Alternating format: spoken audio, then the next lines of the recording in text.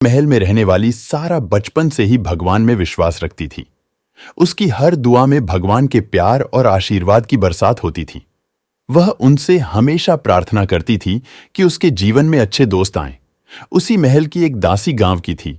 उसकी एक बेटी थी जिसका नाम मीरा था। एक दिन सारा महल में रोते हुए बैठी थी। उसने भगवान से प्रार्थना की, एक अच्छा दोस्त मिल जाए। भगवान ने उसकी प्रार्थना सुनी और उसे मीरा के रूप में एक दोस्त दी।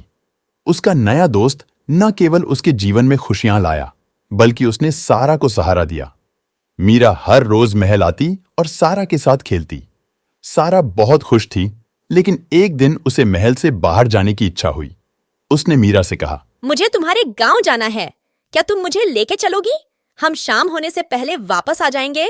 मुझे तुम्हारे दोस्तों से मिलना है, तुम्हारा घर देखना है। प्लीज मुझे ले चलो प्लीज। ठीक है, मैं कुछ सोचती हूँ और तुम्हें ले जाने की प्लानिंग करूंगी। मीरा ने प्लानिंग की और उसके दोस्तों के साथ मिलकर सारा को महल से बाहर उसके गांव लेके गई और उसकी दादी जी से मिलवाया।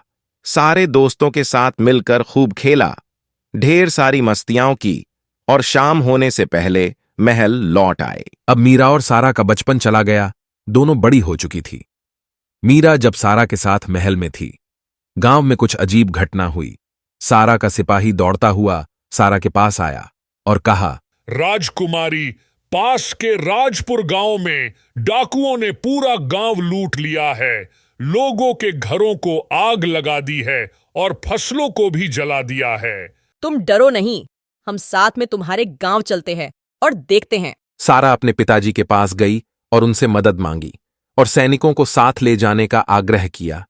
राजा ने भी जाने की अनुमति दे दी, लेकिन सारा को वहां जाने से मना किया। सारा ने रिक्वेस्ट की और पिताजी से अनुमति ली और मीरा के गांव के लिए रवाना हुए। वहां पहुंच के देखा, पूरा गांव जल के राख हो गया था और गांव वाले रो रहे थे। तभी सारा की निगाह मीरा के घर और उसके परिवार वालों पे पड़ी।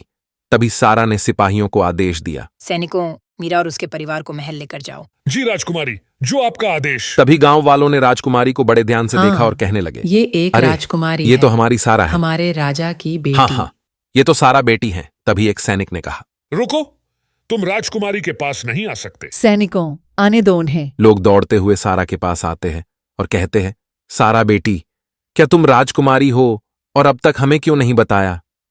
तभी मीरा कहती है, तुम सभी मेरा एक परिवार हो, क्या फर्क पड़ता है कि मैं किसकी बेटी हूँ? मेरी प्रजा मुझसे खुश है। ये मेरे लिए सौभाग्य की बात है और ये सौभाग्य मुझे मीरा की वजह से मिला है। आप लोग चिंता मत कीजिए, आप सभी लोगों के घर दोबारा बना दिए जाएंगे। इन लोगों को महल ले जाओ और 3 दिनों में इन लोगों के घरों को बनवाओ, इनकी फसलों का मुआवजा दो और उन डाकुओं को पकड़ के राजा के दरबार में पेश करो। समझे तुम सभी? जी राजकुमारी, जो आपका आदेश।